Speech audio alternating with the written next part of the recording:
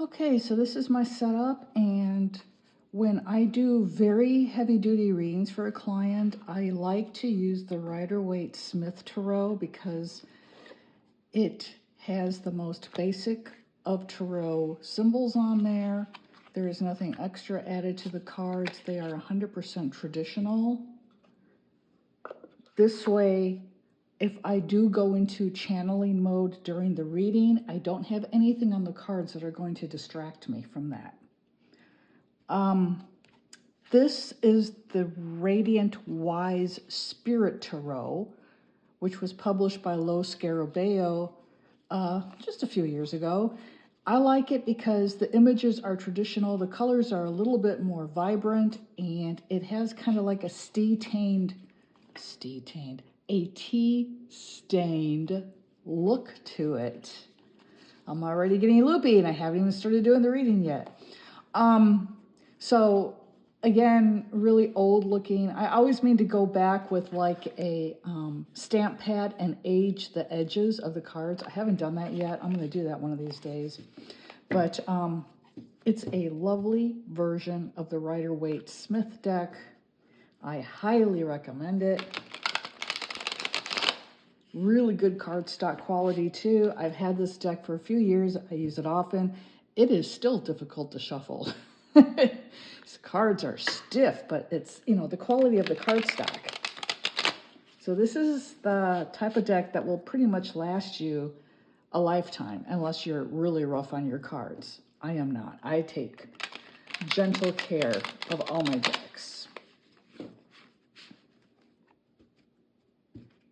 Okay, already I'm dealing with a sudden onset of a sore throat just right now, fairly intense, which means that the negative aspects to my client's situation is trying to shut me down already, and I haven't even begun the reading yet. So that's a sign of psychic attack. That's why I have Archangel Michael here. He protects against anything evil. He's the archangel responsible for throwing Satan or Lucifer out of heaven when he rebelled against God. I also always read with a candle. The candle represents the light of God, the light of goodness, the light of universal wisdom, protection, guidance. And then I have my coffee for when stuff like this does happen.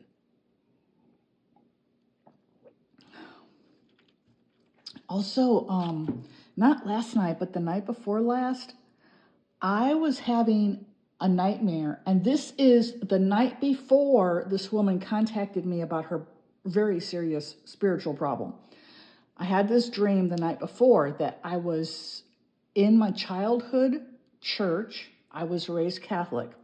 So I was seated in a pew of a Catholic church. There was no one else in the church, and I was sitting there just praying. And then I heard this deep, gravelly voice behind me, and it was saying, "Why do you pray? No one hears your prayers."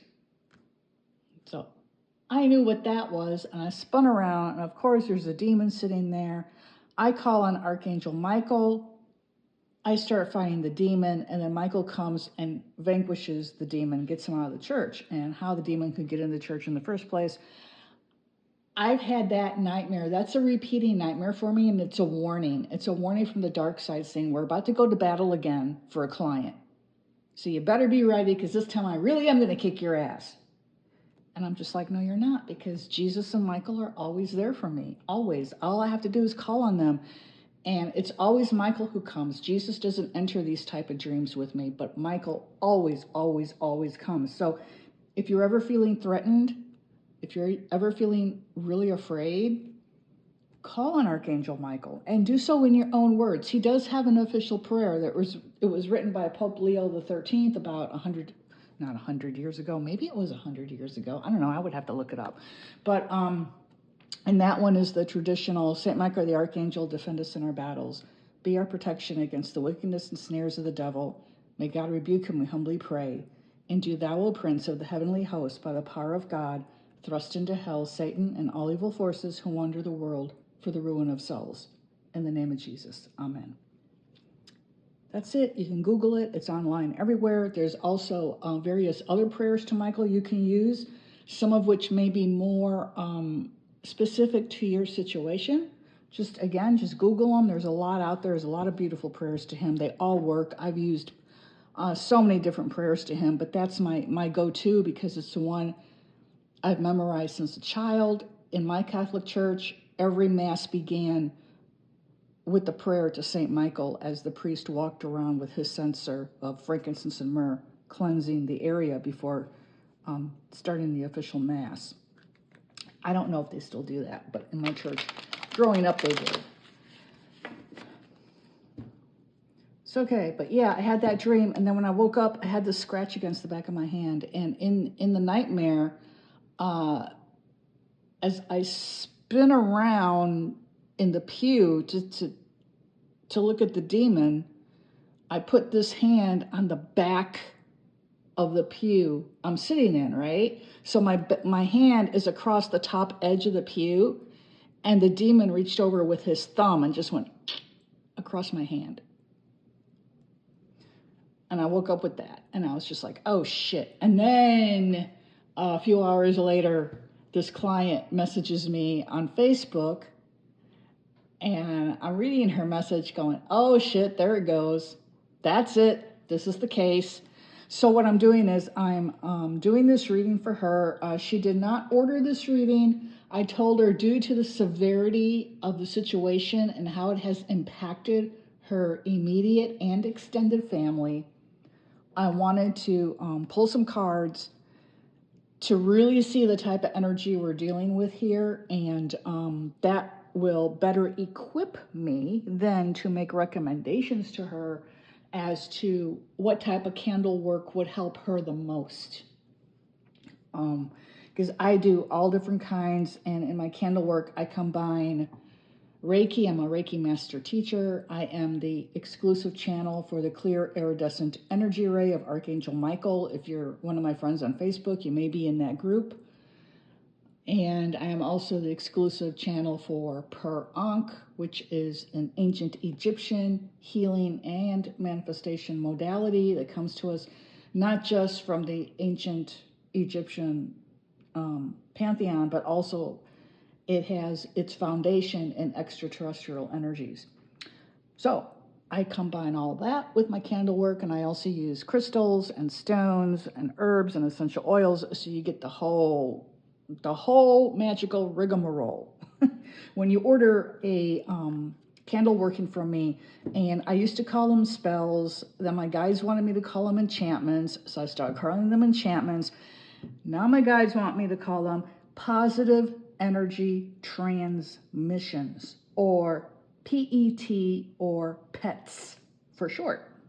So now that's what I'm doing, just to add to the confusion. But it's the same thing I've always done all these years. So now I'm focusing on my client. I won't say her name here,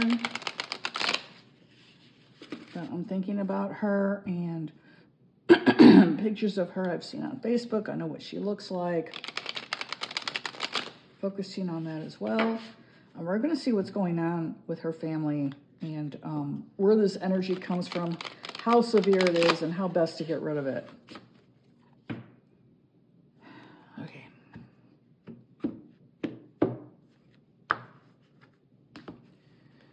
And for this type of reading, I don't really use a spread. I draw the cards intuitively. So because I draw them intuitively, I cut the deck at random places and lay the cards. I don't just take them off the top. So we're going to go with, first of all, what is the nature of the energy. I'm going to draw, whoa, okay, that was weird.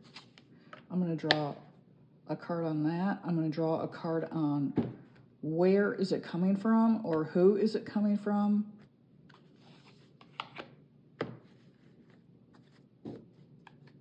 How best to get rid of it. I'm going to draw 2 cards on that because that is an important part of this whole process. And what type of candle work will help the best. I am going to draw 2 cards on that as well. Okay. The nature. Yeah. 5 of Swords. No big surprise here. she told me the whole situation began when a family member accused another family member of stealing something from them that's of value. And he did not do this. And there was another witness present who also said, no, he did not do this. And the accuser disagreed. And she called someone within a hearing of the witness family member saying, I want everyone involved in this stealing situation taken care of. In other words, get rid of them. And she was talking to a magical practitioner she knows in Mexico who deals in the dark arts. And that's just what this is. Someone feeling ripped off, someone's feeling angry, feeling, betrayed. And also just, I'm really focused on the gray clouds here big time. This person who levied this accusation is by nature just dark, okay? She always resorts to dark solutions to problems that the light can easily take care of. So it's not good. And then we have the Ten of Wands. Now, you saw me draw these randomly. I'm not making this shit up, all right?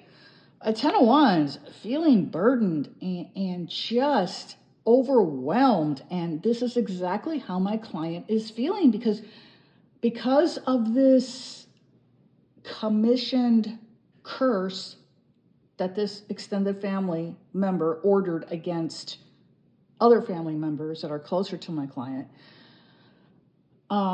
She's had her family members suffer from a very serious trucking accident. One of her relatives is a trucker. He now can no longer work, and he's had to have repeated spinal and neck surgeries for his injuries. So his pain is ongoing. And then we have another family member, I'm trying to remember the familial relationship. It's a cousin. Suddenly develops ovarian cancer, and she's end stage now, and my client is taking care of her around the clock.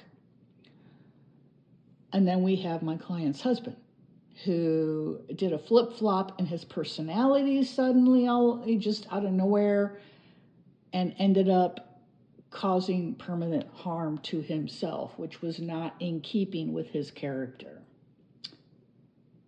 So she lost her husband over this. So this is all the evil, all the burdens just really weighing her down. And she told me she is suffering so much from depression.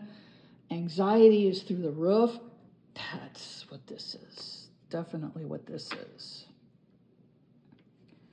Okay, and then we get how to get rid of it. What to do about it. And this is my work. I don't deal with anything dark.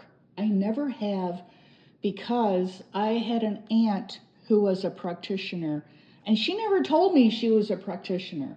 But one of her mottos in life, when things would go wrong, she'd be like, there's always a good way to deal with this. There's always a positive way. You pray on it. You send it positive energy. Send the situation or the person positive energy. Don't send hate. Don't send anger. Send love, because love heals all. And she was so right. And she just basically pounded that into me. And I now know the reason she did this. She did that because she saw herself in me, and she knew I inherited not just her abilities, but the ability of her grandmother, who was my paternal great-grandmother. She was a very well-known curandera in Michoacan, Mexico, and people would walk for days and days to go see her for a consultation. And according to my dad, my great-grandmother could do everything. She could see auras, read palms.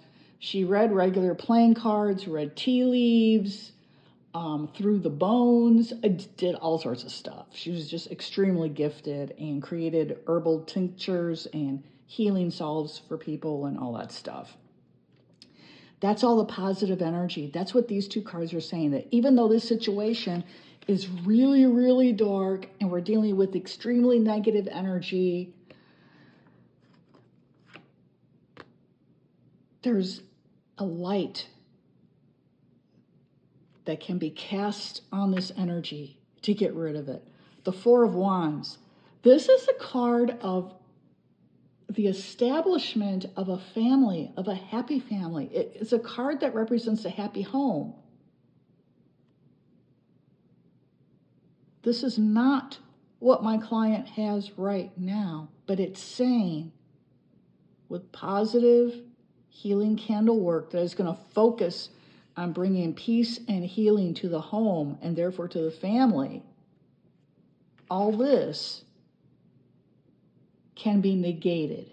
It can be cleansed and banished.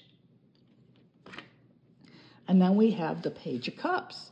And here he is, young man, standing there with his cup. There's a fish coming out saying, hello, how are you doing? That always just cracks me up. But the Page of Cups is a young man who wears his emotions on his sleeve. And so he's saying, yes, it's been an extremely trying time. It's been really emotional. But there's the opportunity for blessings coming. Cups, when they're filled in the tarot, represent being filled with the blessings that God has to give us, that the universe has to give us. This one has a little fish in it. In many cultures, the fish is symbolic of prosperity, abundance, plenty. And so it's saying all these blessings, this will open the door. This positive energy will open the door to blessings entering my client's life again. So it's saying, even though it's really dark right now, really, really dark and bleak, if I throw enough positive light on it, this stuff is going to clear up. It's going to go away. The reason for that is because the type of energy that we're dealing with here, and I know now because of the nightmare and plus this Five of Swords to me, personally, you won't see this in any tarot book, but personally, the way I read the cards, depending on the type of situation it is, if it's super, super dark like this woman's situation is, this card is the card of demonic attack to me. So, demonic attack, you know? So I know I'm dealing with demonic energies. I'm going to have to treat this like an exorcism, even though no one is actually demonically possessed. But they are probably demonically oppressed. And the difference between demonic oppression and demonic possession.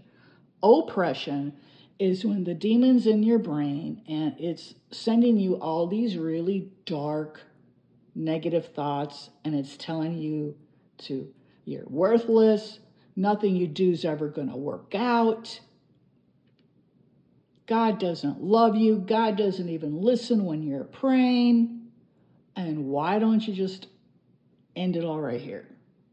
And that's what happened to my client's husband. That's exactly what happened. So it's left her feeling extremely burdened, very depressed. She's got very young kids. She's got to raise alone now. Plus she's taking care of her dying cousin. I mean, you know, how much heavier can it get, you know? But it's always darkest before the dawn, is what these are saying, always. And the dawn is coming. And the Page of Cups, it's also a card of emotional healing when I read on situations like this and I see the Page of Cups and I know someone's been depressed, someone's been, you know, anxiety ridden, which my client has told me she has been. This is her emotional healing. Very, very possible with the positive energies. So it looks like it's going to definitely work. And then the last bit here, there's an issue here, the Two of Swords. This is a card of indecision and self-doubt. And a lot of times what happens when a situation is very dark like this one is, and I tell the client, you know, yes, I can take care of it and I can do this, this, this, and this to help, then they start to hesitate because they're afraid the attacks are going to get worse before they get better. Unfortunately, sometimes that is the case. However, whenever I perform a banishing positive energy transmission for a client, I always include protection. I always start off with protection first. I make sure that spiritual light is present around them before I even get to the banishing part of the candle working. So it's important to do that. It's important to be upfront with the client and tell them it's a two-part positive energy transmission I'm doing for you, and therefore it begins with protection and ends with the banishing. And then we have the Six of Pentacles here, and this is dispensing alms to the poor. It's the exchange of money for services rendered. So, because I do need to be paid for my spiritual services. A lot of people tell me I don't. A lot of people tell me I need to work for free because my gifts come from God, and so it's a sin to charge money for this. And I'm like, do you tell your teachers that? Your doctors, your police officers, cashiers, whoever else you get service from, do you tell them that they should be working for free? No, I shouldn't be working for free either, and I don't. So that's what this is saying. And so basically it looks like it's going to be okay. I'm going to draw a couple more cards because now I want to see how it would impact me, because the last one I did,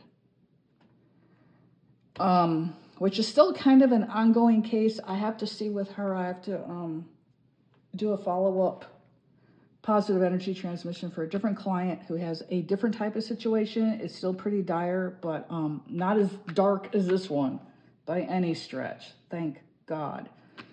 But with her, I came under just a little bit of attack. Just, they get me through my health. And I was feeling kind of sick and a little motion sick and just not quite right, but I wasn't sick enough to where I was, not able to function. So I just powered on through. So now I want to see how this case may affect me. So if I have to have stronger protections in place, I will do that. Oh, these cards are so slippery. Okay, here we go. And we get, oh, nice. Oh, awesome. The Queen of Pentacles is my card. That is my significator in this, because I've been a reading. That's me. Okay, and so what it's saying, judgment, it's an awakening. It's a spiritual working that I have to do. And basically, it's a depiction of the Archangel Gabriel here blowing on his horn, raising the dead from their graves so they can be judged by Christ at the end of time.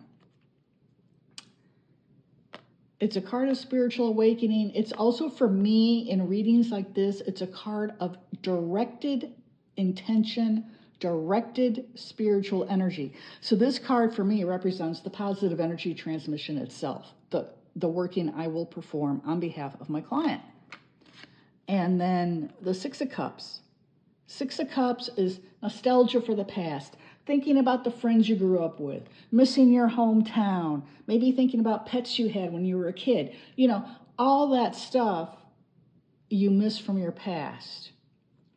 And here, it's just, again, it's an exchanging of positive energy. We have here one child offering another child a cup with flowers in it. It's beauty, it's peace, happiness. You're safe in your garden. And it's just saying it's going to be a positive exchange of positive energy. And then there's me, the Queen of Pentacles. And basically, I'm just sitting there peacefully on my throne, minding my own business, which means basically nothing at all. There's not going to be any dangerous spiritual fallout for me or my family, which is good, I still always keep protections in place, of course, but I know now with this case, I don't have to go, full on. So this is the reading for my client. I will be, of course, this is on my channel. I'm not mentioning her by name or anything.